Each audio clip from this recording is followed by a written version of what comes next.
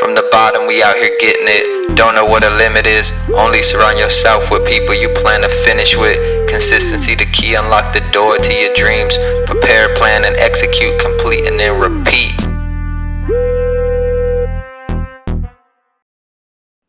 A lot of people aren't actually living on autopilot because they were never the pilot to begin with. So I consider them more like auto passengers.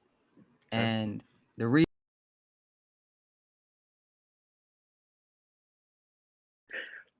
What up? It's your host Fitz, back with another episode of From the Bottom podcast. As always, we got Ty.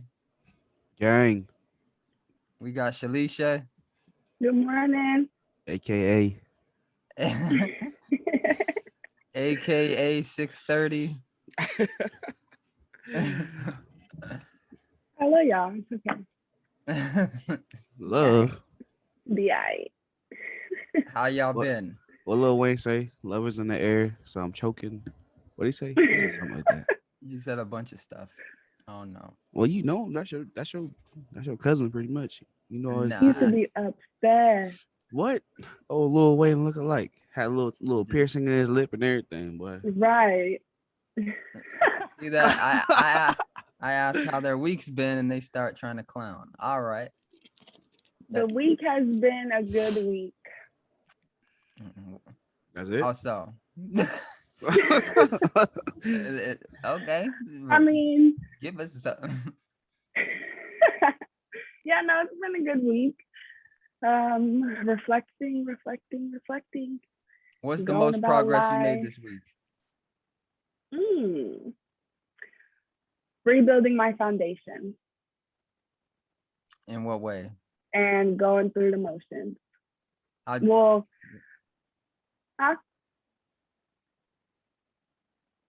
What did you do to rebuild your foundation? just working on, let's see. So just working on getting more structure in the foundation that me and you talked about when we did our little weekly meeting, building more structure and the foundation of who I am and just what I want in life. That way, when things do get a little bit of bumpy or rocky or unexpected 6 o'clock in the morning news before you had your first cup of coffee, you handle it right and you don't let it defeat you. So Okay, so we got restructuring the foundation. What about you, Ty? I'm good. This guy. That's it. See, That's it, brother. the people That's the it. people want to know. that's it. I'm just playing, man. Did you tighten your hoodies? Did you go get a new one? Nah, man. I People just had wanna class. know. I started class this week, so I've been in classes, so that's been straight. Work has been cool. Working on the business, like we talked about yesterday. What business? They want to know. They can't know until Right. it's finished. They can't know till it's finished. Nope. Can't tell people.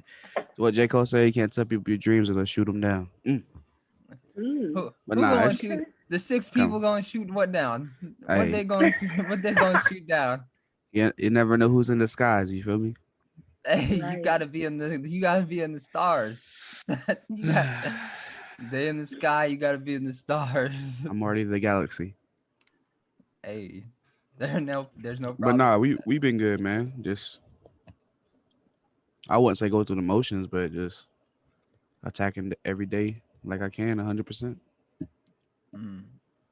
that. What Fire and about you? desire. Let's. I did. Whoa. Uh, What about you? well, since I finally got asked, I've been good. I'm rocking your old shirt that you gave me like 5-6 years ago. Bust it. Bust. Florida shirt. Bust. So that's doing something for me, I guess. That's it. Huh? That's it. I'm getting to it. I can't even look at that. See that? she trying to get on me. I'm getting to it. I got the see. There's a process to this. You got to give a light little warm up, and then you go into it. I'm not about to just Go be like into it. good and then not say nothing. Or I'm I'm good. good just rebuilding my life You know why I'm here. and then just sit back. You know why I'm here. But everything's good with me. Working on some real estate deals. Had to save 2 deals this week. But looks like they're gonna make it. What else? Just living life, order some more books, reading, researching, investing in real estate. Yeah, just growing every day, just restructuring, like Shalisha said. No, I know that's I not like as that. cool as what you guys are doing, but Yes. it's something. Oh Hey, yeah. You the man. Right. He handling business. MVP over here. I can't claim that title. Mm. You Not already Why? own it. You already own it. I can't claim that title because I'm You been not the in- most valuable player because This I'm not guy. even playing the same game with people. So. Ooh. There you go. Yo, but Give it to him. you had to become the MVP to become the coach and then the owner. So Mhm. you was the Say MVP that. when I said what I Say said back that. in college. Nah, that was MVP in all my you. book. Nah, MVP in my book. That was all you. Nah. Look at him. It went way past anything I did. he be doing too much. I told you it was gonna happen, and it happened, and you executed. That's You what I've been. planned. That's what I do my whole life. You was I just definitely busting execute. Yep, can't disagree with that. Oh, Lord have mercy. But just wanted to get look at Blowing this. up over there, boy. Gotta turn Blowing up on a Tuesday. gotta turn my thing down because people are texting me during the podcast. Hey, bro, let me tell y'all a story. Let us know. So, some person added me on Snapchat yesterday, and usually nobody got my Snapchat unless they have my phone number or they asked for it. So the name looked familiar, and I messaged her, and I'm like, "Who is this? Like, do I know you? What's happening?" No reply, and I forget about it till this morning. And it's one of them little weirdos, little weird girls that be on there being naked and stuff. So she sent me a subscriber. Sent me a snap, and I was like, all right. I was like, who is this? Clicking through the videos, all I see is cheeks, and she smacked her cheeks, and I'm like, I just asked who you were. I didn't want to see no cheeks this early in the morning. Like, what's going on with y'all, bro? Stop doing that. She's about her business because some people, okay. Try to give me her OnlyFans, and I was like, that's good. That's marketing though, because some people will hold on to like their dreams and stuff. It's free so long. Some people just need to smack a cheek. Some people just need to dive right in. That's dead, my guy. Nah, not like that. Just as a metaphor. Her OnlyFans is free. Look, she about to go get on it. All right. No, I'm not. Looking. There's no point on the I'll be your OnlyFans if you ain't charging. Like I said, there's other places that are free. Oh, okay. Yeah. I'm just saying that's how she makes her money, I guess. So I mean, if I wanted to see OnlyFans, there's strip clubs. So I mean, get to see it in person.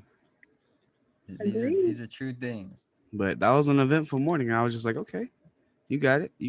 Not a bad way to wake up. Yes. Nah. There's worse things that could happen. Huh? She got deleted after that. They out here scamming, boy. So what was that like for you? Was you stunned? No, I wasn't impressed at all. What wasn't impressive? None of it. Just a breakdown. The structure, the foundation, the merchandise. She needed Shalisha there to help her rebuild the foundation. All of it. It was very laggy. Well, hey, but it's good for some, just not for me. And that's what life's about. She did what she could. She put herself out there. She got rejected. Now she got to go tell somebody. Yeah, she got to go tell her kids Ty didn't want to contribute. So I hope you feel good. You just messed up somebody's Easter. I feel great. You just messed up somebody's Easter. Ain't no Somebody's Easter not bunny getting coming. an Easter basket now. Ain't nobody coming. Somebody's not getting an Easter basket because you didn't Hey, want to. That's You their didn't want fault. to contribute. I'm not no stepdaddy. You didn't have to. You could have just been a customer. She was just Even asking you to be then, a customer. still a waste of time. See, they out here trying to make an honest living, and he's shooting them down. That's a fox trying to distract me from the elks. Hey, Can't get off route. she's just She trying to said they're put you trying to onto the make an honest buffalo. living. Yeah, she's just trying to. She a buffalo. She's like, do you know Mm. something about buffaloes? You've been on the elks. We'll try some buffalo. Yeah. She was a Thought fox. you was a buffalo soldier. She was a fox. Rude boy. She was a fuck. Swiping, no swiping. Yeah, I mean I see that a bunch on Instagram and Snapchat. I kind of just scroll past it now. What, cheeks? Everywhere.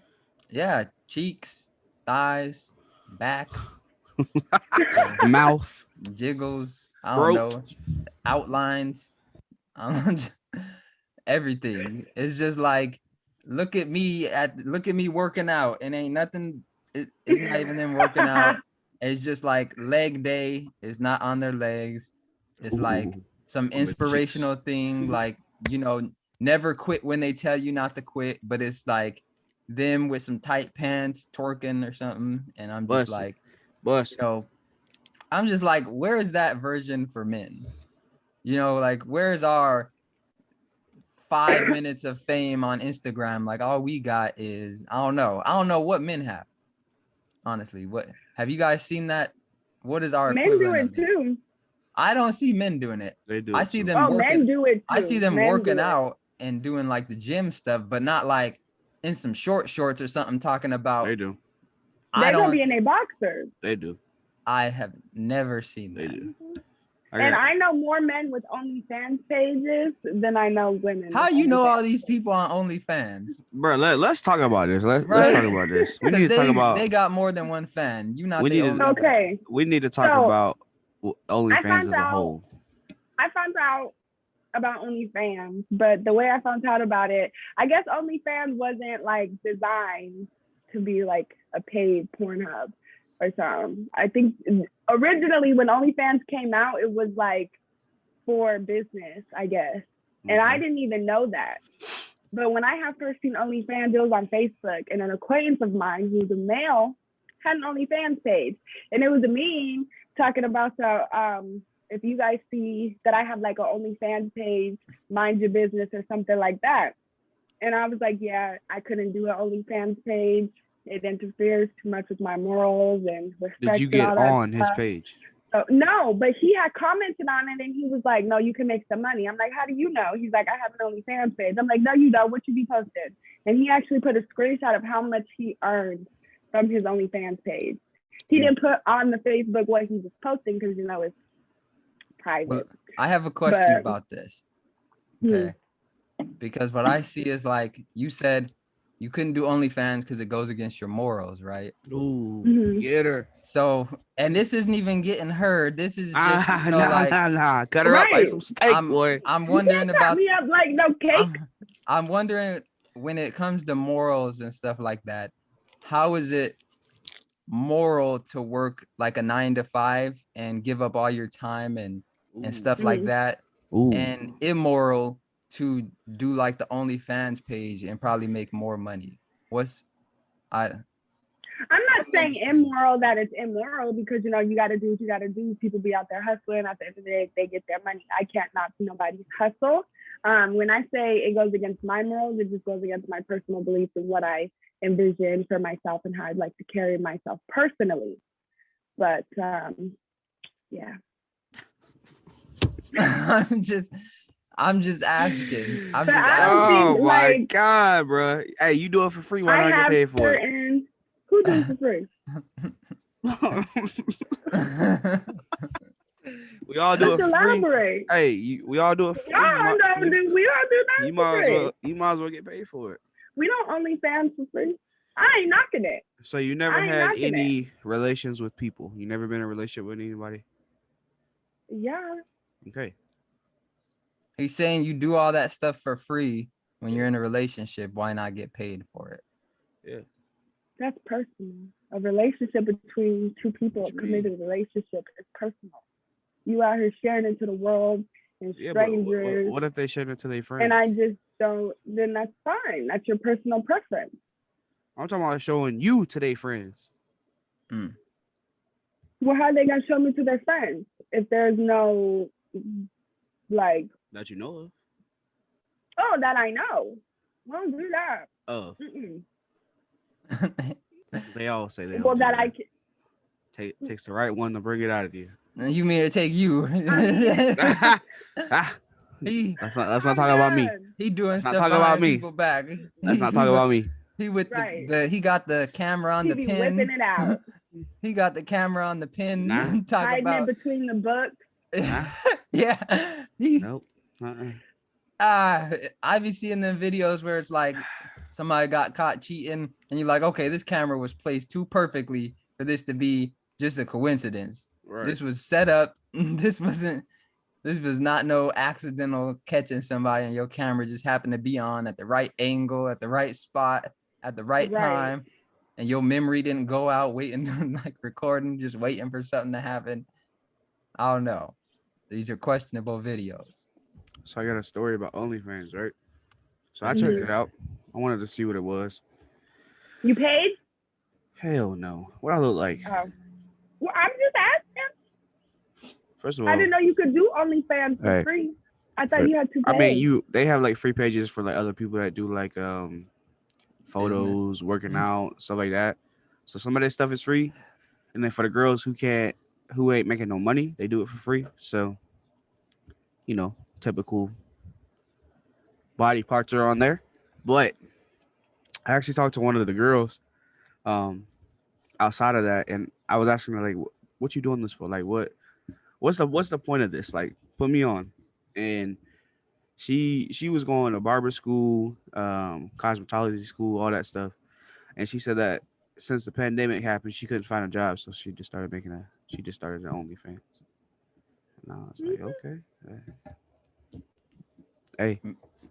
Maybe I'll have to go support her in this hard time right I mean, it's now. it's an interesting, I don't know, it's an interesting type of business, but it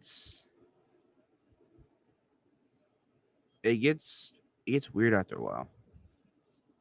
I mean, I guess for me, because I know like they trying to hustle, you feel me? Like they send you messages every day, call you daddy, stuff like that. So I guess for like, somebody else that it might turn on, you feel me? They spend all their money, but it's almost like spam every day, and it's just like it's boring. But once you get what you came there for, it's like, why you still on it? You feel me? So why pay the money? But some people want to pay the money. I think as far as just that whole concept of showing the body parts and all that, there's a market for it. Now, I think that people make money from it because there are some people like Shalisha where it's like, okay, it crosses my mind maybe, but morally, I don't want to do it because of all these other reasons. And, it's like, that's the appeal of it, is it's taboo. And I think, I think that it's a way, and maybe this will make me sound like a feminist. I don't know, but it's like it's a way for men to control women because it's the one thing that men can't really. They can do it, and there's some men that do it, but I don't think that women are scouring the internet. Like, oh, let me see these pictures of men. Because they can just text any man in their phone and get what they want. But for men, it's like Trey Songs. But I'm just saying, there's Chris not a Brown's woman. on there. I don't think there's a woman that if she really wanted to do something with somebody, she couldn't have it happen that same day. I don't think it's the same thing for men. So that's why I think that there's this appeal when it comes to women doing that. Oh, what you mean it's the same for men? Who? I'm saying most men. I'm saying most men, it's like you kind of have to get in and play your role for a while. But with women, you could just send out a text message like, 10 people in your phone and one of them's going to hit you back. And not one of them, even the people that don't hit you back, they're not going to be like, oh, don't text me no more. Or, like it's not going to be the same reaction, I think. So I just think in that realm, it's like the one thing that women can kind of dominate in that men can't really dominate in. And I think that's why there's so much taboo around it. Agreed. Because I see things that men like that they dominate in, and it's all okay. Like everything men can dominate in, it's okay for us to do. It don't matter how crazy it is. It don't matter what it is. But when it comes to women, I think that when they dominate in something, it's either devalued or it's made into this immoral thing. So I don't know. It's interesting. The only problem I had with it, so it's pretty cool. I mean, That's pretty cool. It is because like these are random people from across the entire world, and some of them hold like live. So you could do like a live feed on there, so you could chit chat with them. They see your name. It's kind of like almost like Facebook Live, really, but it's OnlyFans Live, and people talking, and they may not necessarily be showing anything, but having a genuine conversation with their followers and stuff like that. So I want a refund. This guy. That's the pretty cool part because it's very innovative. I mean, there are good pages, whatever you deem as good pages, but you got cooking. People do the artists on there or art on there and stuff like that. What about cookies? Yeah, they do. People got everything on there now. Chocolate chip, Yeah. peanut butter, whatever your flavor is. Oh my god. oatmeal raisin, This guy. I don't know about that one, boy. Chill out, boy. That's crazy. oatmeal cream pie. People make some money on there though. Bro, like, they be the charging money like you can make $40, on there, bro. $40 and for what like, people will pay is outrageous. Like, and you get to I choose. don't care. But You here's get to the choose. Yeah.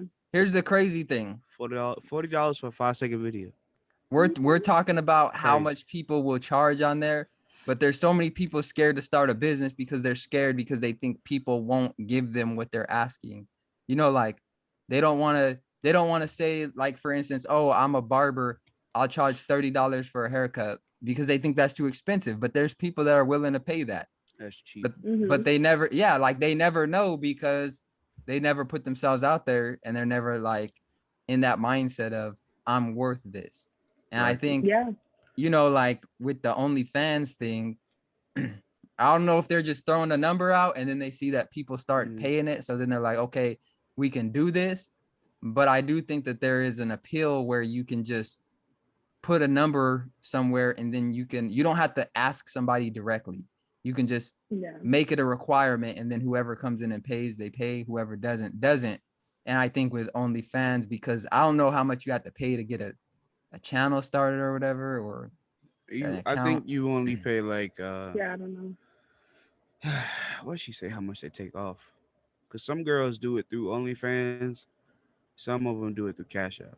Because OnlyFans takes like, I want to say 5% maybe, which is nothing in the grand scheme of things. But it's as like far 5 or as 10, as far as a startup cost, you don't have to pay much, it seems like, to get it started. You just start the page. It's like, it's a good investment if you're looking at it from an investment standpoint, because the risk is low.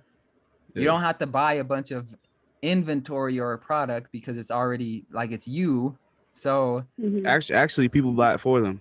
So some of the girls have like a Amazon wish list type of thing, and they have stuff on there that people can buy for them. And the girl that I talked to, what did you buy her? Nothing. Bro, what I look like? I told you where it was free at. I'll give you some website. No, I already got them.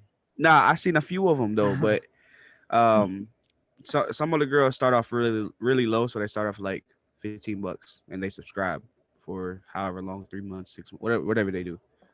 And once they get enough followers, then they bump it up. So then, if you request whatever you want, I mean, you gotta pay your money. You might pay $60 for a 10-second video. Like, that's a hustle, bro. That's worse than pay-per-view. But the only problem I have with it, or the only thing I see that goes downhill for me, is that women dominate in this, but it also gives an outlet for those weirdo men and those rapists, violent men to see these girls and pay this money and potentially wean them in to meet them, to call them, to get in good with them, to meet them in person, and then hurt them, sex traffic. Um, I think it's also a way to degrade women as well, because it's just like you're nothing more than just what you have.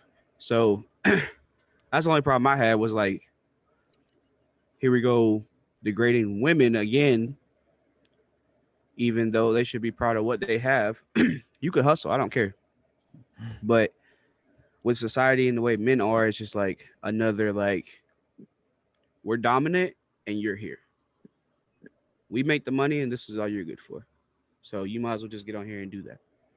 So that's and that grooms women to become sex workers, sex trafficking, be on drugs, all types of stuff, man. So like, it's good in the sense of make your money and move on, but some people just get hooked to it, hooked to the feeling, the attention, the applaud. So it's like they're forever stuck in that cycle again. And then they turn to other things because they already did OnlyFans. Like, you do what you gotta do by any means. Hey, if I was a girl, I'd probably be on there busting it too. You feel me? The thought crosses the mind. I'm that telling bag. you, it crosses that the bag. mind. But I wouldn't do it for long though. So yeah, you know what I mean? Like, you get your money, get your hustle. Don't let that be your only hustle though. People got so many skills. I mean, if you can make an OnlyFans, you can open up your own business. You can do managing money type stuff like that. But just don't limit yourself to that one thing. And a lot of people are doing that. Some of them girls, I mean, they smart as hell. Oh yeah. I seen the one on a lot live. of people just do it just because it's something they got to do. They got to get some money, and it's quick. It is. It's easy. Sex sells. Mm-hmm. But well, they we making need to more get money. these investment properties. So they making money, to, bro. That's what I'm saying. Like, once you should, if I were to do that, I would hit a certain number to put that money in somewhere where it makes money for me. That way, this can, because this eventually gonna go away. So a lot of them gonna be doing porn and all that other stuff too. So, but I'll be there to support them. That not be. He gonna be in the video. In the video. I just think that should be personal. Like, if you want to do that with your committed significant other or in your marriage, that's fine. It but helps I the just feel like, for me, I just feel like that's a personal nature. It should be, if you're going to explore your body like that and stuff like that, it should be with somebody that you trust, somebody that you care about, all that fun stuff. So for me, it's like women are looked at as sex objects. Like, that's just what it is. So that's, doing that for me is like another way for somebody to just look at me for my body. And I don't want to be seen for just my body. It can be a plus, it can be an advantage, but that's not what I want to be seen for. And I'm all about consecutive, consensual. Consent. Well, I was gonna say that, but okay. No. But yes, I'm all about consent as well. But I'm just very personal. I would rather share that with somebody I'm committed to or whatever versus giving it to the world for free. Ooh, it ain't free. Well, it's not free, but I mean, I don't feel like everybody should be able to see. Like, if you think, no. If you think about it, I don't know who told me this. It might have been you that told me this for some reason. I might be wrong though. I might be wrong. Don't quote me. Somebody told me. Somebody told me you basically paying for it when you go to the movies, you go out to dinner. I said that. I knew it because we had a conversation about that. How do you feel about Cardi B and Megan Thee Stallion and them making all them songs and WAP and Bust It and all that? How do you feel about that? Because I mean, it's the same thing. It's the same thing as when men rap. They call women B words and sluts and all that good stuff. Well, it's not good stuff, but all those bad things. Yeah. I feel like I know how to distinguish the difference from a song and taking it into reality. I feel like nowadays music has gotten what about those people who a little much. But as far as like the Cardi B and the Meg Thee Stallion, like I get you want something hype, you want something to turn up to, you want something to shake it to. But they also have to keep in mind that there are young females watching and listening, whether they have the permission to watch or listen at all. I personally I don't know. I don't really mess with Cardi B or Meg Thee Stallion. They have a couple good songs that you feel that beat and you just you just get going. But it's not typically on my playlist. It's not something that you're gonna hear all the time riding in my car. You may hear it if you're listening to the radio, but on my Spotify playlist ain't no Cardi B or Meg Thee Stallion. They trying to be like Trina and Lil Kim. Those are real ones, the baddest. It gets more provocative every day. Stop listening to them Walmart value brands. Listen to the real stuff, the Target stuff. I'm done. Well, here's the thing that I think people don't realize about the music industry right now, especially when it comes to women, is you always have to do more than what somebody else did in the past. So it does get more provocative. It does get more sexual. It does get more like blurring the line between what is actually music and what is essentially people promoting sex to children. I think that Lil Nas X. Yeah, like I think that a large part of this has to do with people just aren't focused, and people aren't focused in their life. They're not focused on what they want, and so this creates a vacuum where somebody can get on stage and rub their vagina against another woman, and that be the that's what Meg Thee Stallion and Cardi B did. What, bro? I did not know that. Wait, Yeah, what? at the Grammys. At the Grammys, they did a performance. They rubbed their cookies together. Yeah, they did. Literally, they did. Wow. They got on stage and performed WAP, and they were scissoring pretty much. Like they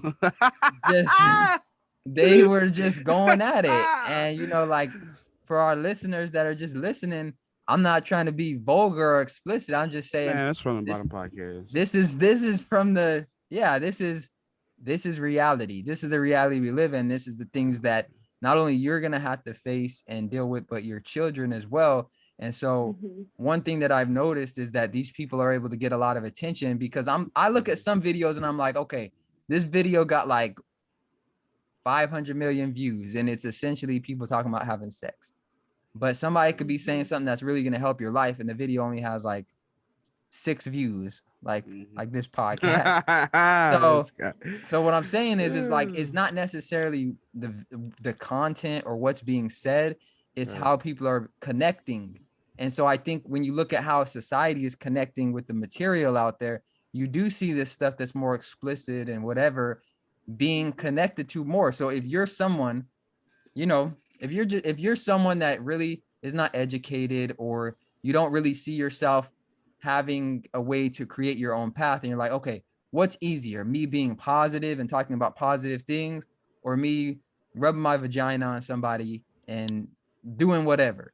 For a lot of people, it's like, okay, I'm going to take the easy way out.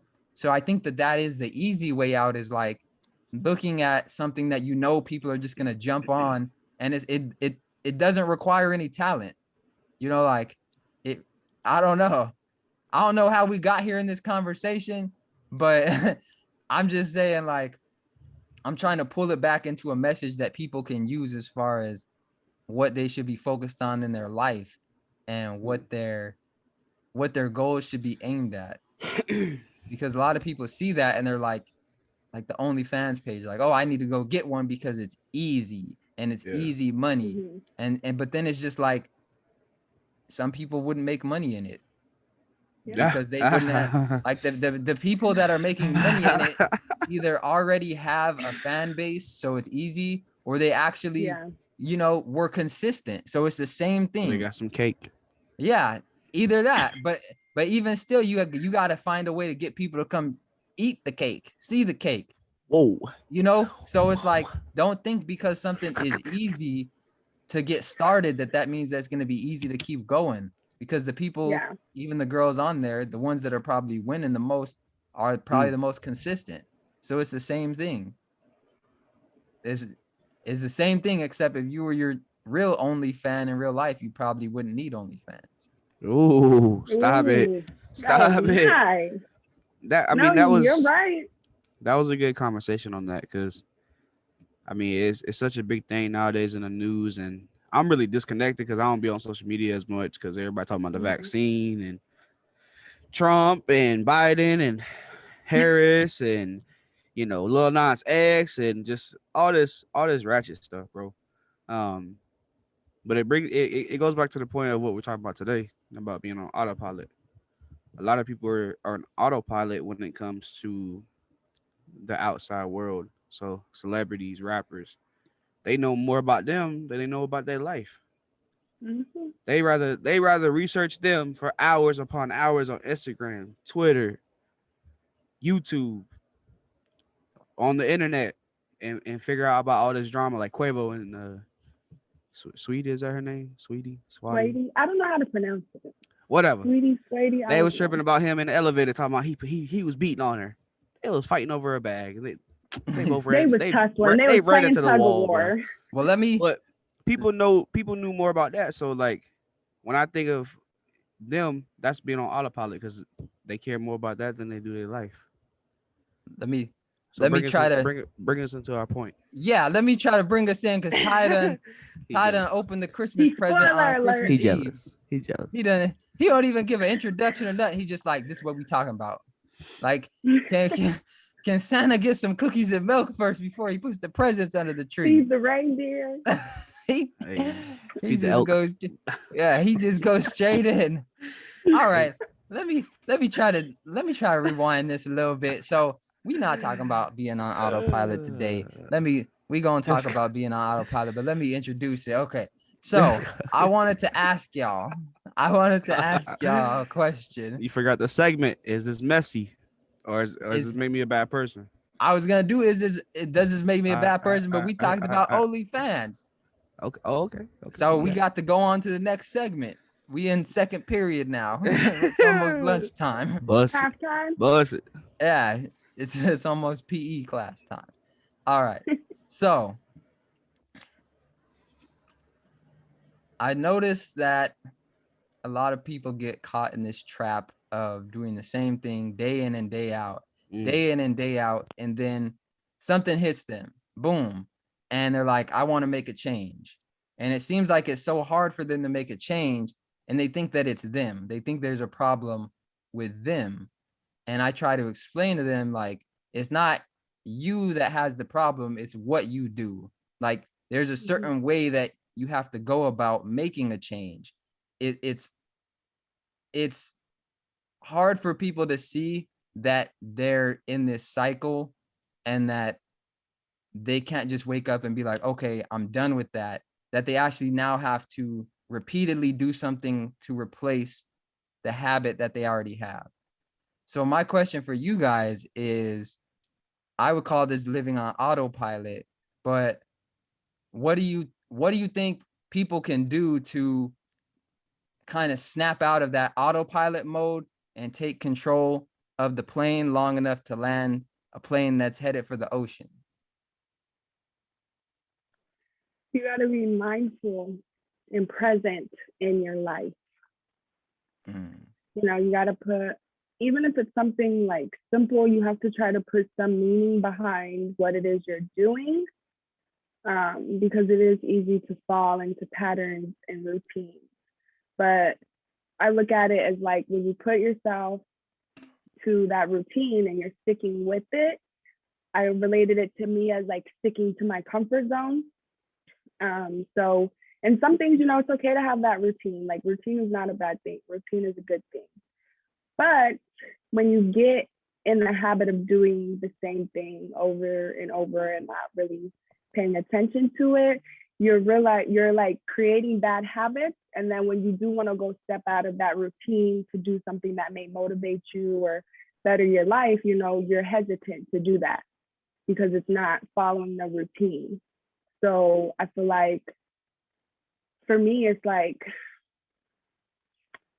you just got to be more present in your life and what you do. Like, switch it up, change it just a little bit. Minor changes can really help, because when you get stuck in that routine and then you're like, oh, okay, I want to switch this up. I want to go do something for myself or change it for something that's going to better me.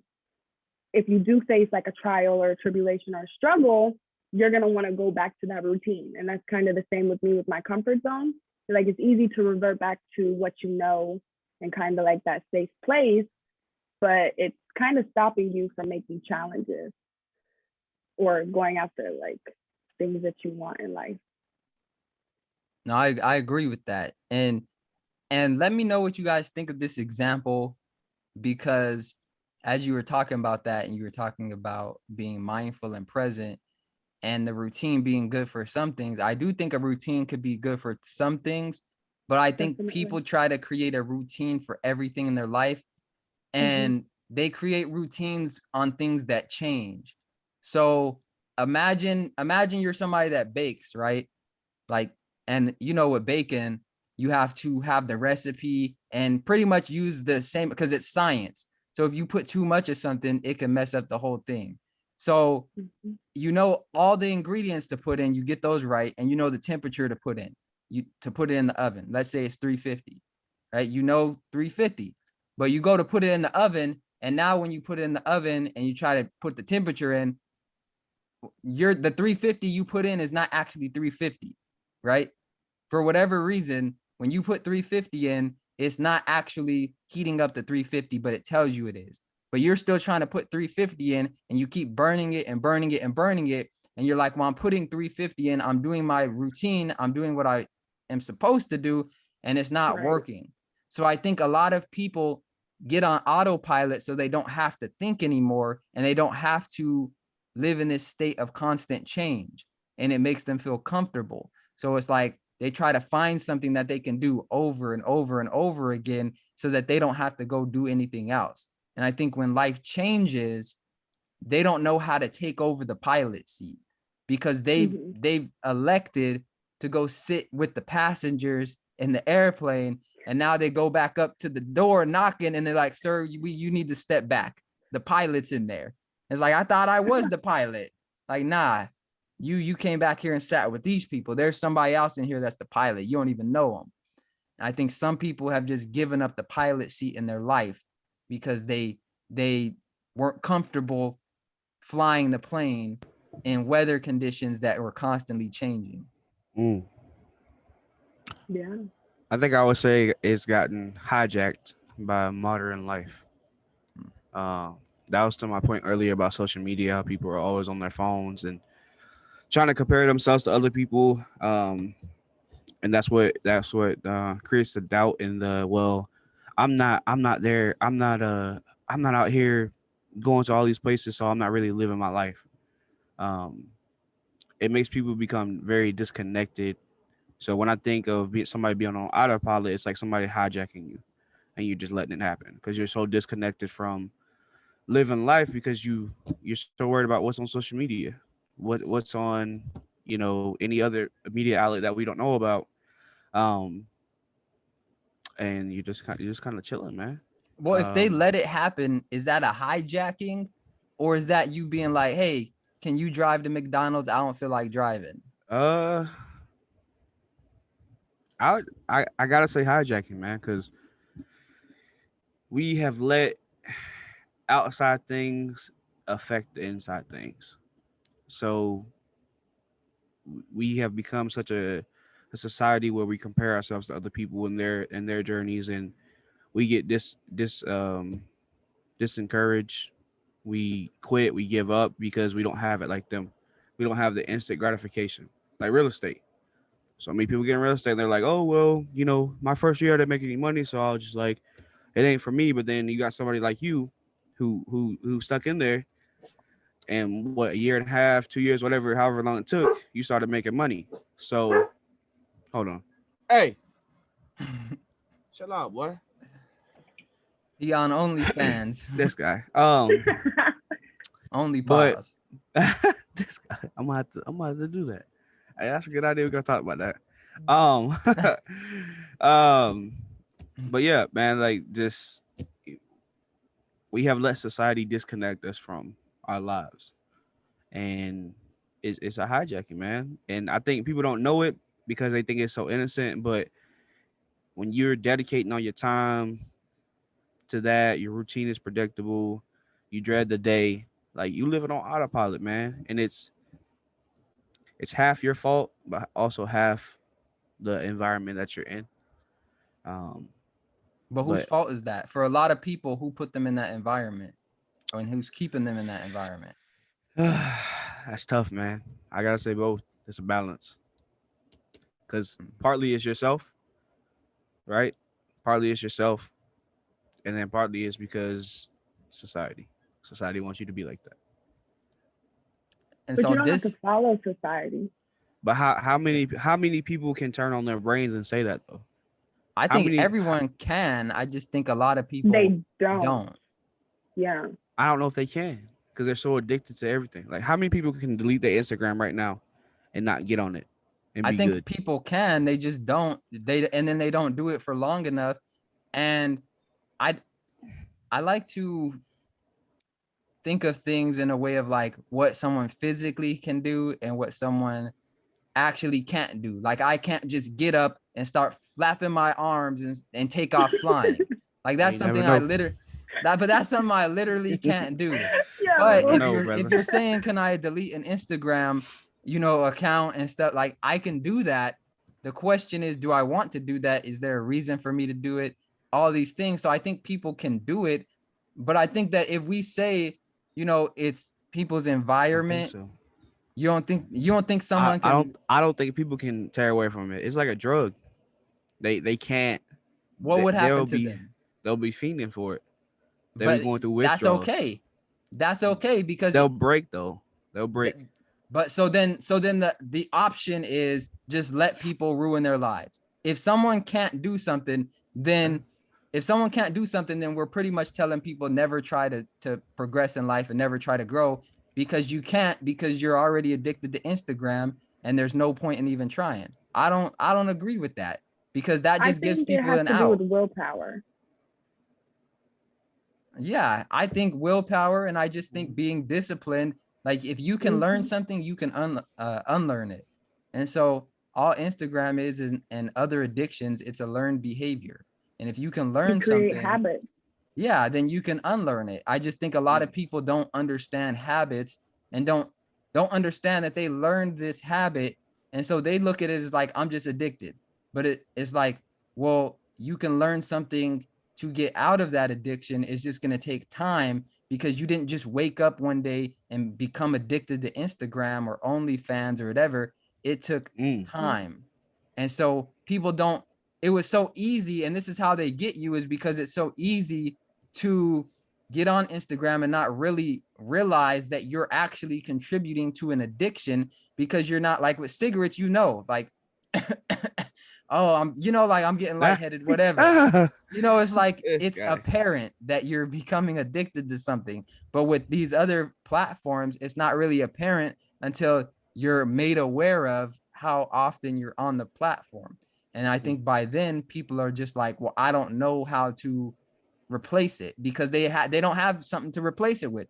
Now they got to go find something to replace it with, and that's the difficult part. But I do agree that environment has a part to play in it, but I don't like putting that out there that people are necessarily controlled by their environment, because a lot of people use that as a reason to not make a change.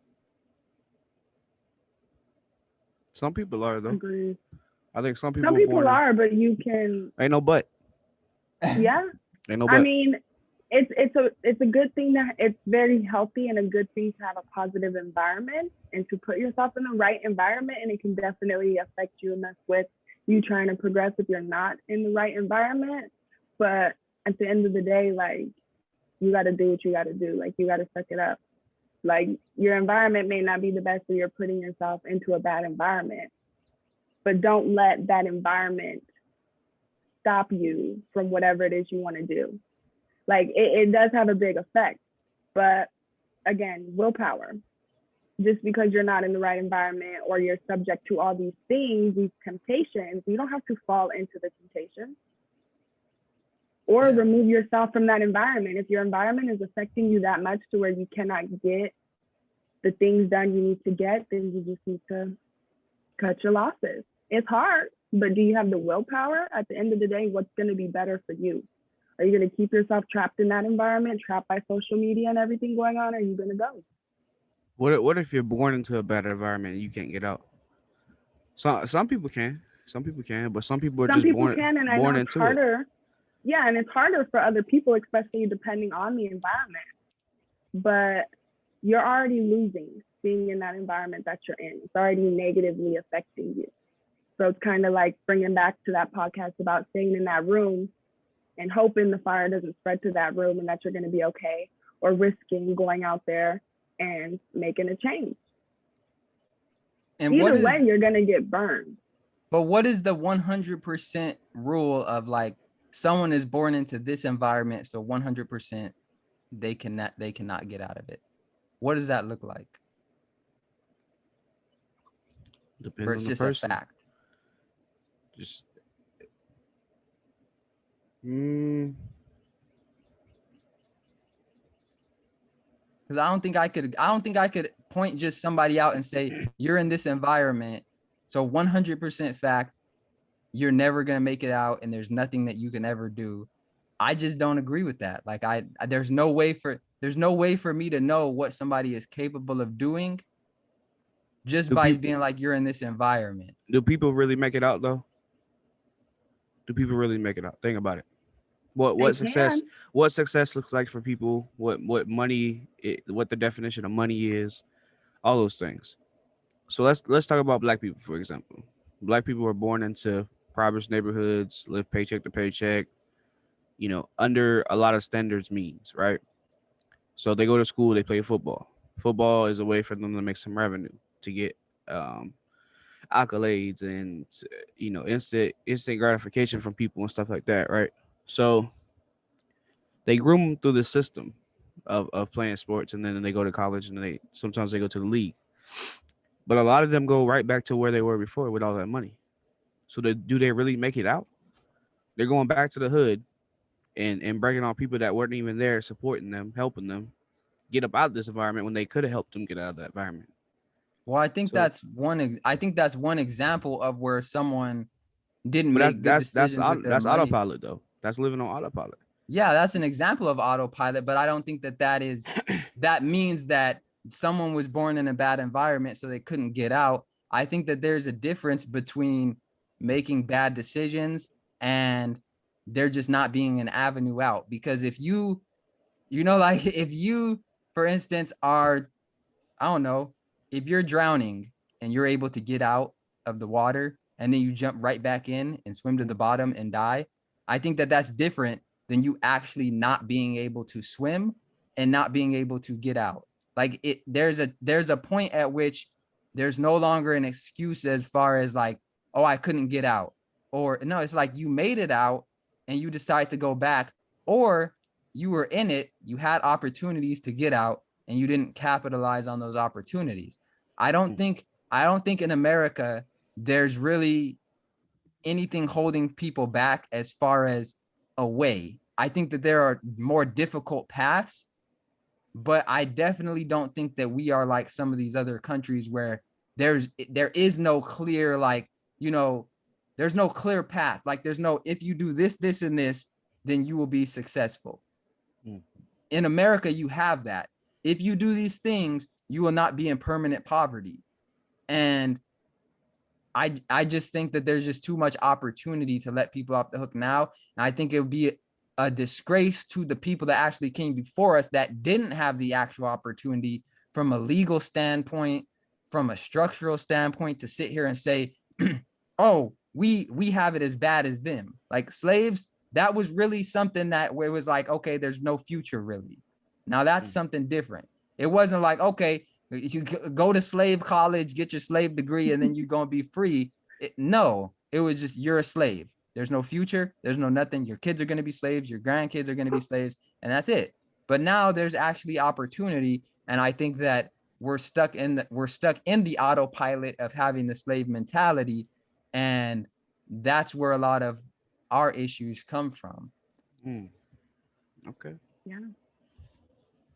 But I just think like with the whole NFL and the NBA thing, that's a very selective group of people. But unfortunately, that's where the spotlight gets casted on us, is to say that a lot of Black people don't know how to use money and all these things. But since I've been in Texas, I've met a lot of Black people that know how to use money, that didn't go to the NFL, that didn't do all of these glamorous things, but those don't get talked about because that's not sexy. It's not sexy to be like, hey, I saved up for 5 years and bought some multifamily rental properties, or I worked my way up to being a millionaire, or I did these things that are quote unquote white and they led me to this, and now I'm trying to give back. It's like those things are demonized. Those things aren't as cool. There's no highlight reel of somebody taking 3 years to do something, but there's a highlight reel of me catching a football or making a good shot or something like that. There's no highlight reel of me grinding every day doing boring things.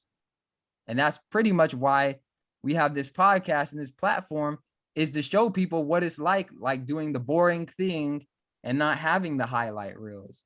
Is like, this is boring. Getting up, working, trying to grind every day to get to a point to where now you can live the type of life you want to live.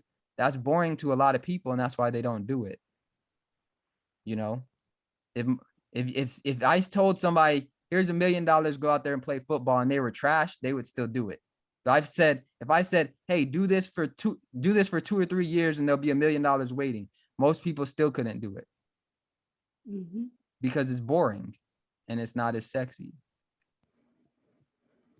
It's sensational. Agreed. It's sensational. I also feel like, people we can't choose the life we were born into. We can't choose, the environment that we were born into, but you can choose if you're going to keep living in that environment. And I feel like people don't give themselves enough credit to get out of that environment. I feel like they're like, this has been my life up until this point. This is just the lifestyle that I'm supposed to live or I'm meant to live. And you're not meant to live that lifestyle. And again, for some people, it's harder because everybody goes through different things. Everybody's battles are different. So for some people, it is a little bit harder to get out of that environment. But I also feel like people tell themselves that that's where they're supposed to be as well, which is also the problem. Like with the whole, especially in Black communities, their parents didn't go to college, the grandparents didn't go to college. So then they automatically think that they can't do good in college, or they're not meant to go to college. But you do not have to you don't have to settle. People before us and like our parents and stuff like that, they may have settled to do what they had to do because they had kids, and you still got to live, you still got to eat at the end of the day. But I feel like a lot of people settle, and just because somebody else settled to stay in that environment, to stay living that lifestyle, you don't have to. And I've never really understood that, like, oh, my parent didn't do this, so I can't do this. It's always been like, what does that have to do with me? Like, right. And if anything, it was like they didn't do it, so I want to do it. That's the image, though. You gotta think, growing up, who you look for to learn everything? Your parents, your grandparents, your family. So when you see them, I wouldn't necessarily say that that's their automatic thought. I think people develop that over time based on what they hear from their family, what they see from their family. There's limitations automatically put on them just from their family. I don't think it's intentional, but I think it's more of them trying to be realistic. So like, oh, well, I didn't go to college, so, and look at me, I'm here, I'm making, money as a nurse or something like that. Or let's say you can't go to college because we ain't got the money for it. So it automatically kills the motivation to go out there and look for scholarships. Like I met somebody who applied for so many scholarships that he had his undergrad paid for and his graduate. And then he was getting money from the school because he had so much money from scholarships. So I think there's, different ways, but when you're growing up, that's who you look at. Your mom, your dad, grandpa, uncle, brother, sister. Like, where else you gonna look? Because if you look to the outside, it's a war. It's chaotic. Oh yeah, I agree. But then when you get to like a certain point and your brain is developed, you're no longer kids, and you can start making those decisions for yourself. I mean, yeah, your parents had to do what they had to do, but you don't have to stay stuck. How do you break out of something that you've been doing for your whole entire life? I'll tell you exactly how. Starts with the Ooh. mindset. You got to you got to break the generational cycle. How though? I want to You dig got to deeper. get your mindset. How'd you do it? How did I do it? Yeah. Honestly, I woke up one day and I'm like, you know, it started, I didn't have like an epiphany. I just woke up one day just feeling like, you know, looking at life, reflecting on things, and it just wasn't what I wanted. And for me, it was a little bit different because, you know, I had somebody who came from my same background, my brother, Robert. And he's over here making his own pathway. He's making his own life. He's not staying stuck to the cycle in our family. You see what I'm saying? So if he could do it, I could do it. So for me, that kind of like motivated me a little bit to, okay, maybe I can do this. Like, this is somebody who's literally cut from the same cloth. There's no reason. But I literally just got tired. Like, I would wake up every day and I just got tired. Tired of doing the 9 to 5, tired of having to, you know, depend on those weekly paychecks and not having enough for something or not. And then it was just like, I don't want to be stuck. Like, I have everybody has dreams. Everybody has goals. We all dream. So it was kind of like, I can sit here and keep dreaming, or I can sit here, keep dreaming and try to put something towards those dreams and see what I can actually accomplish. But it was just, I just got tired. Like, I'm tired. I'm done. I can't do this. You can't live this way. I want to have a family one day. I want to have kids. I don't want them to have to go through what I went through. I want to be able to build a better life for them. Like Robert said, he wants his kid, when he has kids, to have a business by 10.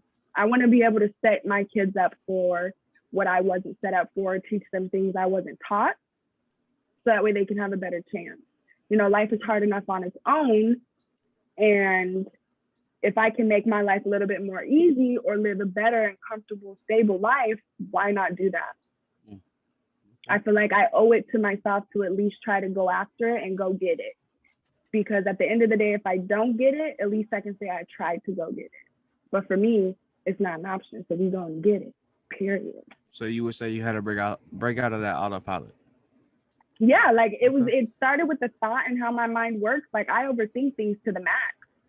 So it started with the thought, and then once I had that thought, it was just like turning and turning in my head. Like, even just going to work, like leasing. I was sitting there, and I hate sitting in that office for 8 hours. I feel like I could be doing so much more with my time. I could be doing a lot more, making a lot more money. And I just reflected on my life and was like, I don't want to live this. I don't want my kids to live this. What about you, Big Rob? This guy. I'm just listening. But Big Rob, talk to me. That's what they used to call my dad, because him and my dad have the same name. Lil Rob, talk to me. That was Little Robert and my dad was Big Robert. I'm gonna call you Lil Rob now. Little Fitz. So my story begins with not being on autopilot. So I can't relate to breaking out of being on autopilot, because I've never saw myself on autopilot in the broad sense. Of course, with smaller things, yes, but not in the general way that I live my life. And it's because from a young age, there was a lot of responsibility put on me. And from a young age, like my dad, when I was like 3, he had a conversation with me and he was just like, you know, what do you have to do in life? And I said, I don't know. I have to do what you say. I have to listen to you. And he said, no, you don't have to listen to me. He said, you always have a choice. He said, if I tell you to do something and you don't do it, that's your choice, but there's going to be a consequence. So he said, there's always a decision. So I took that, and he was just like, well, I'm not going to tell you anything to hurt you. So you should probably listen to me, but you don't have to do anything you don't want to do. And so I always ran with that. And from a young age, I always had to like step up my game. Like, I had to watch my little brother alone at home when I was like 4 years old. And, you know, it was like, it taught me responsibility. I walked to the store and got groceries, you know, as a kid. I did all these things. And so I realized that it's possible, you know, like you don't have to And because I would tell other people these stories and they thought I was joking, or they thought that I wasn't being serious. Like, oh, you stayed home when you were 4 alone and this and this and that, and it's just like, it's amazing to see what people think you can't do, but they've never tried it. And so for me, I always knew that I was capable of doing stuff. And I think people lose before they even get started. And a good example of this is, have you guys ever been in class and the teacher assigns homework and everybody starts complaining about it? The teacher assigns it and it's like, oh, what? We got to read, 10 pages. And this is like in high school, middle school. We got to do 10 math problems. Everybody starts complaining about it, right? They've already lost. They're sitting here complaining about a homework assignment and doing it and things like that instead of getting it done. And so when they show up the next day, nobody has it done really. Everybody's talking about how hard it was, but you just complained about it before you even started it. And so I don't complain about things, and I just do what I need to do to get them done. And I think a lot of people just don't know what they want. It's like, if I know that doing this assignment is required, then what do I look like complaining about it? Like that's not getting the assignment done. That's not doing anything. And I think people don't realize that there's a reality and then there's their reality. And if they go by their reality, most of the time, they haven't put themselves in a position to make other people live by their reality. So I don't know. That's just how I've always looked at life. Like I have to get this done. If I don't, then there's going to be a consequence. So reflecting back from your past, like, or your past or whatever, or I like to say chapter 1 of your life. How do you feel that you are right now? Are you on autopilot right now? How do you view autopilot? Let me ask that first. How do you view being on autopilot? I view being on autopilot as, there are some things that I want to be on autopilot with, but in order for me to be on autopilot with it, I have to have put in a substantial amount of research and investment and decided that this is an area where I don't want to spend as much time, because I'm spending more time in a different area. And if I try to divide up my time in all these areas in an unstructured way, I'm not going to get what I want. So for instance, every single day that I wake up, I have a bowl of oatmeal with some fruit. I put that on autopilot because when I wake up, I don't want to have to think about what's for breakfast, because that takes too long. And then I end up wanting to eat out because, it's just faster, or I don't get what I'm supposed to do done. So I don't want to have to think about that. So it's like every single day, I've done the research on oatmeal. I've done the research on these fruits. I've done the research on these things. So I'm just going to let that be on autopilot. So I don't even have to think about that. So I'm just going to do the oatmeal thing and, brushing my teeth and stuff like that. Like, those are taking showers, autopilot. Those are things that I don't really want to put that much thought into, but I know if I continue to do them, they're going to pay off. And so that's how I look at that. Now, for major things in my life, like goals and what I want to do, it's not on autopilot. I'm constantly looking for ways to challenge myself. I'm constantly looking for ways to improve, to do better. So I don't put those things on autopilot. I'm constantly rearranging those and finding different ways to do those things. Okay, I like that. Baby Elk. Yeah. Yeah, I'm here. Yeah. This. I mean, I've lived my life on autopilot. I got into Talk about what that means, living your life on autopilot. What does that mean? What does that look like? Paint me a picture. Paint you a picture. Picasso. For me, it was, I realized when that quote that they say, when you get older, time flies. So I've always had a job. Always made sure of it. It's not an option. Since when? I gotta have an income. So, just year after year, going through life, not living life or actually paying attention to what is going on in my life. But every day I woke up at the same time, got dressed for work, went to work, clocked in, took my lunch break at the same hour time. I'm still making the same amount of money, but I'm not progressing. So So Ooh. for me, I was living life, but I wasn't living life, if that makes sense. It was just routine. Like I would get sidetracked. They'd be like, oh, it's April. What? We just in March. And then I realized when they say, as you get older, life flies. So they want you to cherish your childhood. They want you to hold on to it. But then I started reading about being mindful. And that's when I realized when you can say your life is literally zooming past you year after year, and you can't even really recall certain things in certain months of those years, you're living your life on autopilot. So it's like, what meaning are we going to add to our life? So that way we're not living on autopilot. What are we going to do to change to help grow? I was settling. I was staying in my comfort zone. And I'm that person to where I like the little things. The little things matter to me, whether it's going over to my sister's and just spending the day with her, being in that moment and living life. Because you never know when something's going to happen to screw it up. So I told myself that I want to be present in my life. I just don't want to live my life. I want to be a present force in my life and have control. And that was when I was doing research into happiness being in your control. So I was just like, I'm not settling. I'm not accepting this. You know, you have to reflect. Reflection is the big part of it. Even again, like I said earlier, even the little things, you have to add some sort of meaning to it. And you have to reflect on your life. You have to reflect on your goals. Are you happy? Are you living your life to the fullest?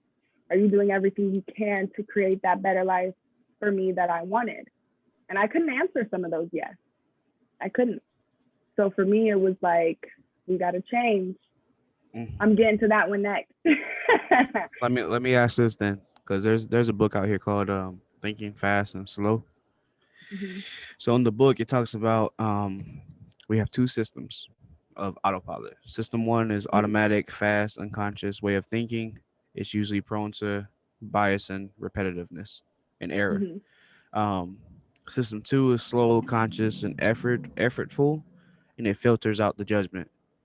So which one do you think you had? Which one do you think you had in the present? Which one do you think you have now? In the past, I would go with the unconsciousness. Okay, system one. Now, you know, I'm more aware and, again, present. I like that word. In the decisions I make and what I choose to do in my life. Even the little things.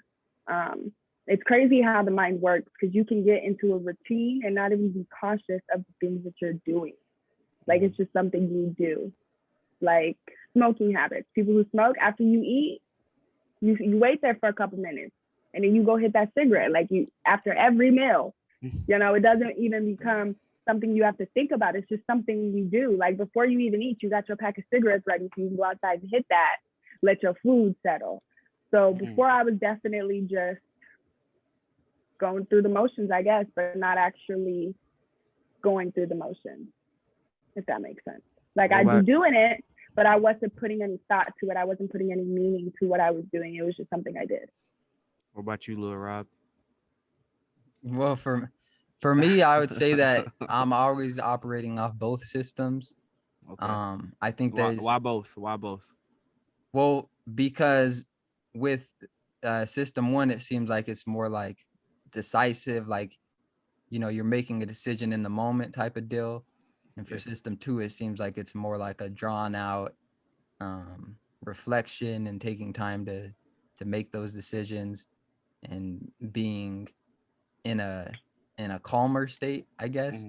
But I say both because I operated off of system two for so long that I had to let system one in, because I had to give up control in order to get control. So I wanted to be in control of things so bad that it actually stopped me from making decisions. So pretty soon I just said, you know what? I trust me enough. I'm going to make a decision and I'm going to challenge myself to fix whatever happens from that and go with whatever, you know, good happens from it. So with the real estate, you know, it wasn't a long drawn out process. I had a conversation with somebody They told me how they were living with the real estate and doing it. So as soon as I got back to my house, I bought the real estate course. I didn't have the money to, but the system to me is like, you don't have the money, you don't have this, you don't have that. But the other one was like, if you just do this, then there's, it is what it is. And because once I do something, I don't quit, I'm getting myself to do stuff and then implementing that rule that I have of not quitting. And so I'm letting more stuff in and I'm taking less time to think about it. And then once I get it going, then I think about it a little deeper. But I'm at the point now in my life to where I trust my intuition. And so when I do stuff, I worry about figuring it out later, and I do it now. And it's working out for me so far, but I definitely think because of my personality, I like quick decisions, but I also like to think them through. But now I'm more focused on just making the decisions and of course using good judgment, but just getting things going. Like with this podcast, I could have been thinking about it for months, and it would have never gotten started. But then it's like just one day it's like, let's just do the podcast. Hey Ty, you want to do the podcast? Hey unknown, you want to do the podcast? And then we start it, and then it's like, hey bro, and then we start it and it's good, and then and then unknown can't show up, and then it's like, hey Shalisha, you want to do the podcast? It could have been like months where it's like, I don't know, should I call Shalisha, should I do this? But it's like, okay, you want to do it, boom, let's go. And so the old me would have been like, oh well, what about this, and what about that, and what about this, what about the camera, what about the lights, what about, okay, I'm just gonna get the lights, I'm just gonna get the $1,500 computer, I'm just gonna get all this stuff, and then I'll worry about how I'm gonna pay for it later. So obviously we don't compare ourselves to other people, right? But in this moment, I want you to think about the people around you.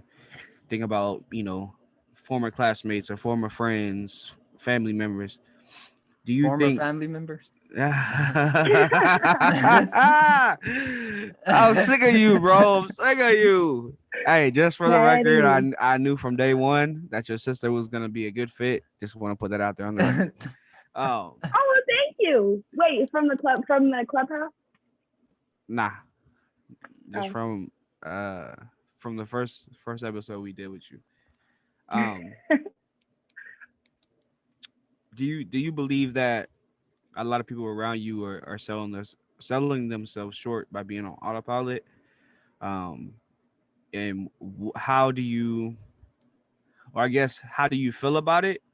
Or how close do you let them come to your circle? Or who do you have in your circle? Are you aware that people are living on autopilot? Do you tell people? Kind of dig into that a little bit. Do you want me to start off, Shalisha? Go ahead, little Rob. You could start it, or I could start it. I don't care. Go ahead and start it. He got something big. He do. You got to save it for last. Big Rob. So I do think people in my life are living on autopilot. What's their titles? This guy. We talking about friends, family. Friends, family, okay. All of the above. Okay. I definitely think so. But for me, it's like I also have to separate myself, especially now, because going back to like the environment, your environment and the people you surround yourself with, if they're not aligned to the same things you're aligned for, it is going to cause some interference. So I feel like there needs to be either a separation or just cut ties. For me, I feel like a lot of the people in my circle don't realize their potential. They don't realize exactly what it is they're capable of doing.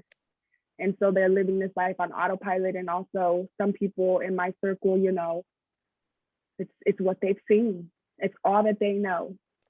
So even me just like taking that shift and trying to progress my life in every aspect, in every way, hopefully that shows them that if I can do it, you can do it. But then it also goes back to them wanting to do it. Because some people, they're just okay living that lifestyle. Some people are comfortable living in poverty. But I know that down the road, we're going to have to put some more separation between that, because outside forces. That's the path you're trying to grow, and they will bring you down. Not saying we're going to cut ties or whatever. I want to help anybody in any way that I can, right, become the best version of themselves. But like Robert was saying, like, you have to put trust in yourself. So for me, because I'm learning to trust myself and I'm putting more trust into myself, I'm trying to also help others put trust in themselves to make that decision to go to the next level. So some people I keep closer to me than other people. I've distanced myself from other people, but those are people I see that have the potential. But it's not like I'm still not trying to reach out to that other group. I just can't let that other group get too close to where it messes up what I got going on. Okay. So, Lil Rob, This guy. what's your feedback? What, can you repeat the question? This guy.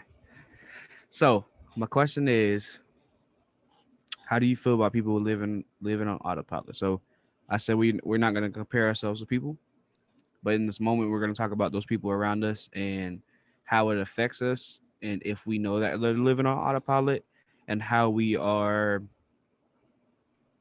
bringing it to light for them, or we're not bringing it to light. Okay, so I'll tackle this in like 3 separate things. So first, I want to say a lot of people aren't actually living on autopilot because they were never the pilot to begin with. So I consider them more like auto passengers. Okay. And the reason is because I think that just because it's your life, that doesn't mean that you were ever in the driver's seat or that you were ever the pilot. I think that you have to work to be your own pilot. And you have to be a passenger, in my opinion, before you can be the pilot. And I think a lot of people think they're living on autopilot because they're nervous and they're not getting what they want. But in reality, like, if you remember when you first started driving, it was a little nerve-wracking because you tried to think about everything. And it was like, once you become on autopilot, you may be like, when you're driving now, you're pretty much a better driver than you were your first time. And there's nothing wrong with being on autopilot doing that. But some people have been in the passenger seat so long that they never actually got behind the wheel. And that's why they're nervous, is because they've actually never been the pilot. And so I think that that's a larger issue, is that a lot of people think that they're more in control of their life than they actually are. And the reality is they've never been in control of their life. And so they're not actually on autopilot because they've never been a pilot in their own life. And let me see, as far as letting people get close or whatever, I think that when you are a pilot in your own life, you know who needs to be in the front of the plane and who needs to be in the passenger seat. So it's not a real big deal. It's just like, ma'am, you have a passenger ticket. Where's your ticket? Oh, you ain't got the ticket. Get the hell off the plane then. So it's never a real issue. And I think that it's just the boundaries that you set for yourself, and people can pick up on those. Like I hear a lot of people getting taken advantage of, or whatever you want to call that, because they haven't set those boundaries. But when people are around a real pilot, they know who they can mess with and they know who they can't mess with. And they know that some people are going to let them fly the plane without any credentials. And some people are going to be like, you can't even get on the plane without credentials.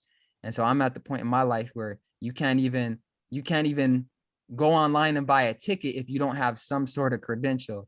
And if you actually want to get on the plane, you got to go through something else once you get the ticket. And once you even get in the passenger seat, I'm right there making sure, like, you don't got no weapons on you, do you? So I'm involved in every process in every part of the way. And as far as comparing myself to other people, I actually don't mind. Like, I know a lot of people say that you're not supposed to compare yourself to people, but I don't live my life like in a large part comparing myself to other people, but I do compare myself to other people so that I can grow, because it's more of a feeling. Like, it's not like oh, they're better than me. It's oh, they're doing this. And, I never really thought of that. What do I need to do to get that? And then that's when it's like, okay, what am I doing and what are they doing? What am I comfortable doing? What am I not comfortable doing? And where's the gap? Like, where's the gap that I can come in with my superpower and fill? So it's a comparison so that I can see where I can come in and dominate in that area, but not a comparison like, let me go see what they're doing that I can't do. Like, I've never approached it that way. Like, let me go see, Right. you know, what, let me go see how many girls they have so I can see how many I can't get, you know, or let me, like, let me see how much money they have so that I can see how much of a piece of crap I am or whatever. It's like, Right. you know, let me see how they made that cheesecake, because I'm gonna make one better. Or, you know, I don't know. I'm just competitive. So I don't mind comparison. Okay. I like that. I like that. I hope that answered You can the also question. compare yourself It to did. other people in healthy ways. It did. Yeah. And yeah, think. sometimes it's Like not healthy it's though. helpful. Yeah, no, Sometimes I'm definitely not. racing But old women on the on the streets because I This think like, guy. okay, you think this is a race. You pulled out in front of me. All right, a 70-year-old lady, we racing now. They don't know Yeah. nothing about it. They just driving to the store. I'm competitive. So I'm just like, all right. no, get it. I get it. All of it's interesting, especially with the comparing part. Like I used to do that too, because I come from Florida, and all my homies, most of them had the same opportunities. We all had the same opportunities, play football together. Some of their living situations probably weren't the best with their parents and stuff, but for so long I used to like say, well, at least I made it out, or at least I didn't take the other route. Because some of my homies had two-parent homes, well off, like very um they had a better opportunity to succeed than most of us. And they ended up choosing the wrong road and going down a road of life behind bars, drugs, going in and out of jail, having multiple kids, not being there to take care of them. Um, and it was mind blowing for a while, but then I had to realize like their journey was different. What we saw on the football field or what we saw at barbecues, whatever. That was just a little glimpse. They could have been going through so much other stuff. Um, so right now, I really don't compare myself to nobody. I do look at other people's lifestyles and think like, what can I adopt from them to add to mine that can elevate me? Um, Eric Thomas was a big one of mine, and once I soaked everything up I could for him, it was kind of like, all right, I'm going out on my journey right now. You prepared me for this. Um, but now, when I hear people living on autopilot, for me, it's about finding the flow. I don't really live on autopilot. I think I just go with the flow, like the ocean. It's always going. Sometimes it's rough, sometimes it's shallow, sometimes it's in the middle. You know what I'm saying? But everything just feels like, I don't know, like to paint a picture like a hippie at Woodstock and whenever 86, whenever they had Woodstock. You feel me? He's just over there like, he feeling himself, man. Like, and that's how I'd be like that 24/7 pretty much. When I get on here and you like, well, how's your week going? I'm just like, bro, it's amazing. It's everything's going not even the way I want it, but it's just going in the way that it benefits me. And I'm not really trying to be like, well, we gotta do this, and this, and this. Whatever way it goes, I'm going with it to see what happens.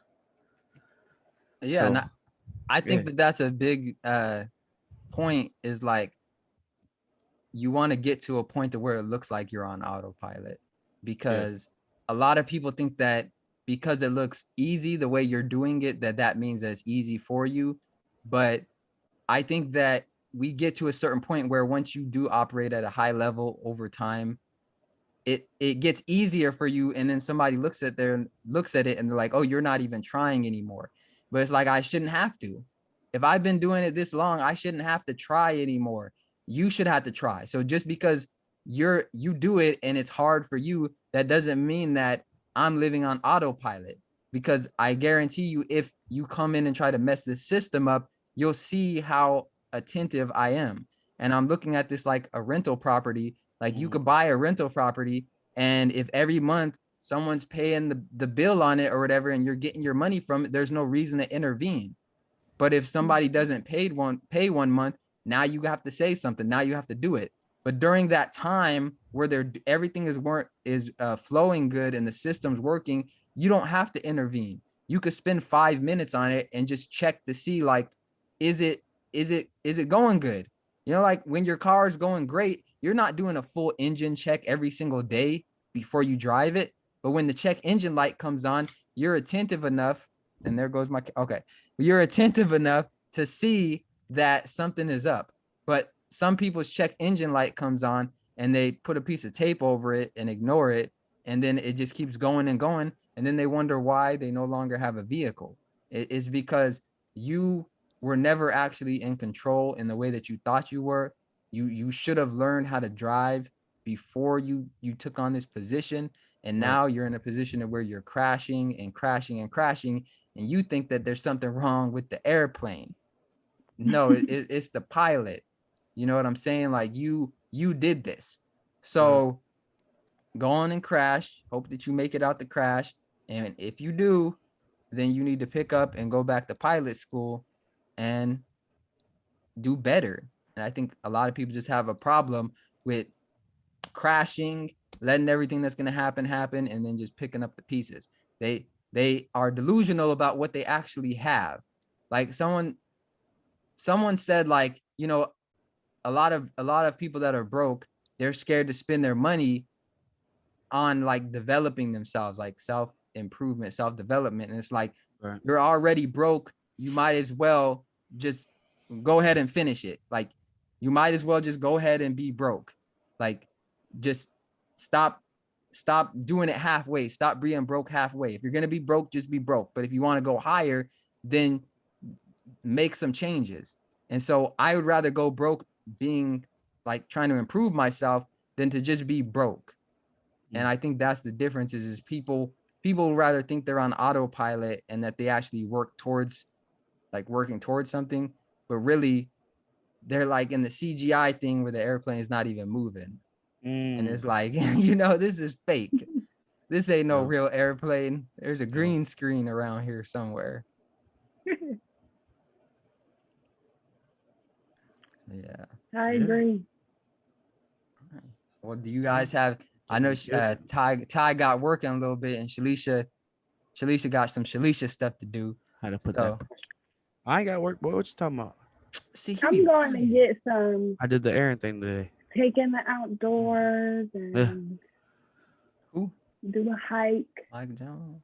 A hike. Going on a hike. Yeah, I'm going hiking. Nice. Getting out there. Oh yeah. Well, as always, let's give the people one or two pieces of practical advice before we take off. Also, if you're listening, if you haven't liked, subscribed, followed, all of those great things, make sure you do that. Leave a comment. Let us know what you like, what you don't like, all that great stuff. Let's take it on home. I got two things. Let's hear it. Live by your values and focus on connection, not perfection. Too many people focus on perfecting a routine, perfecting their life, and they miss out on building with people that could elevate them more than they can elevate themselves at times. Like I said in previous podcasts, it's not about who you know, but about who knows you. You might know somebody and they might know somebody, and just because they know you, that person might go ahead and just, here you go. They might just put you on just because they know that person. So, and live by your values, man. Like, do something that makes your soul feel alive every single day. Step out the typical 9 to 5 if you want, or work a 9 to 5. That's something that you enjoy. Like, do that. You don't have to necessarily open up a business if you don't want to.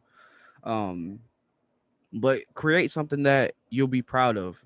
You know, if you work a 9 to 5, let it be something fun. Do something fun.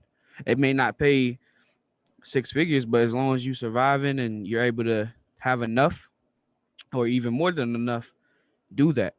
Find value in your work, man. Just don't go to work and just do what somebody tells you. Make a Be an inspiration and make a change. Be an inspiration to somebody. Motivate somebody. Create something, like I said, create something that you're proud of, man. Like too many people out here not being proud of what they're doing. Like they're just in the system, going through like robots. Stop being motivated by fear. Fear is false evidence appearing real. Stop listening to the little voice in your head.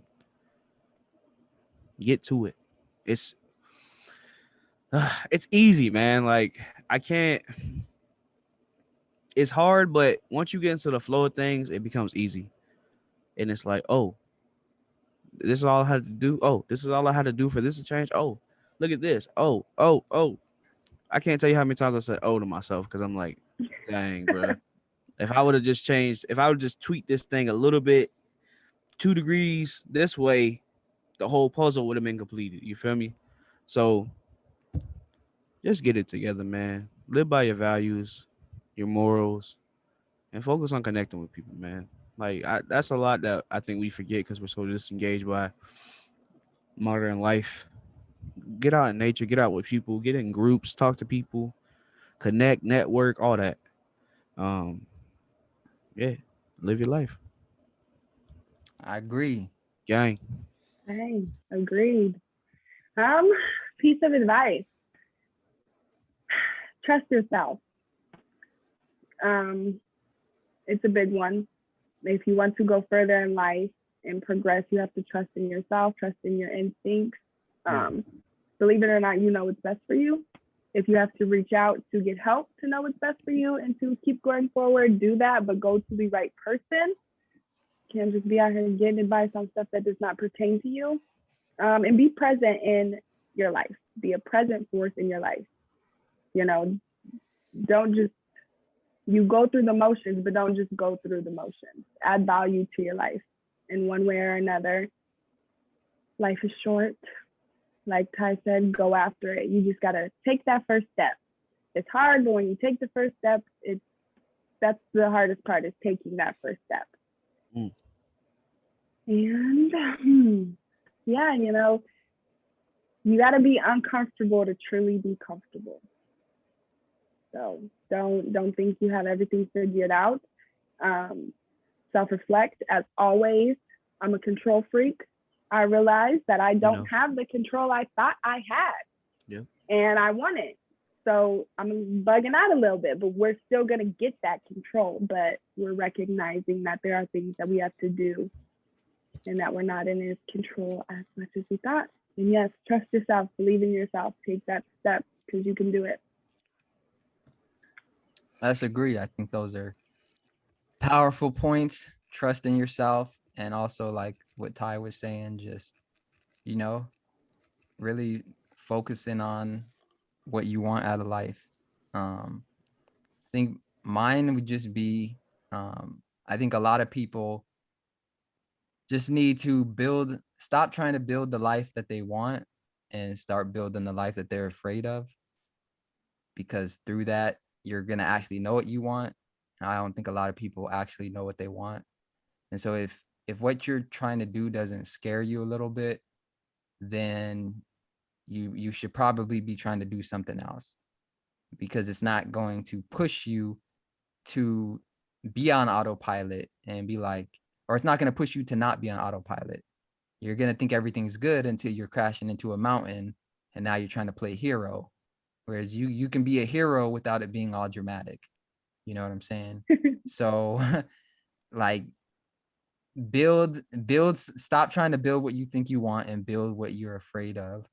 And also just forget what you think you know and remember all the things that you don't know. And I think you'll be good. I think that it just comes down to what you really want and focusing on that daily, and stop trying to look at a goal every month, every week. Just look at what you want every day and ask yourself, are you working towards it? How are you working towards it? What are you doing to achieve it? What are you not doing to achieve it? and just stay mindful. It gets easier over time, like Shalisha was saying. Yeah, we didn't get to these high number of views and all of this stuff by just chilling. We had to work for Right. it. So, and of course, I'm talking from the future when people are watching this and they realize that they've been missing out on gold. But you know, that's usually how it goes. Even with the gold rush, there were a few people that were there ahead of time, and everybody came swarming in afterwards. So I expect people are going to be swarming in on this gold after the fact. And so I'm speaking to people from the future. And so just whatever you're going through, just remember it's going to get better. And yeah, try to stay focused. Also go visit fitzmindset.com. Visit that. It's not up yet, but it will be in a few weeks. Visit his And OnlyFans he as has well. a coaching on Instagram page. Visit that. Fitz Mindset. Maybe I'll get an OnlyFans page just to hype things up for marketing. Yeah. I'm not gonna be on there doing the Hey, nasty and the dirty. We already know his number one subscriber is gonna be. Hey, but I'll tell you this. Little elk AM. I'll tell you this. I'll tell you this. I would probably get more followers than people stripping and stuff, because the only thing more taboo than like nakedness and prostitution, I guess, is reality and truth. And I think, you know, maybe that'll get me some attention. So yeah, make sure you like, make sure you subscribe, make sure you comment, share, follow, support, all that great stuff. Check us out on Spotify. Link is in the description. Social media in the description. Leave some comments. And that's when we out. See, I was expecting them to follow me. See that? Gang. All right. On the bottom.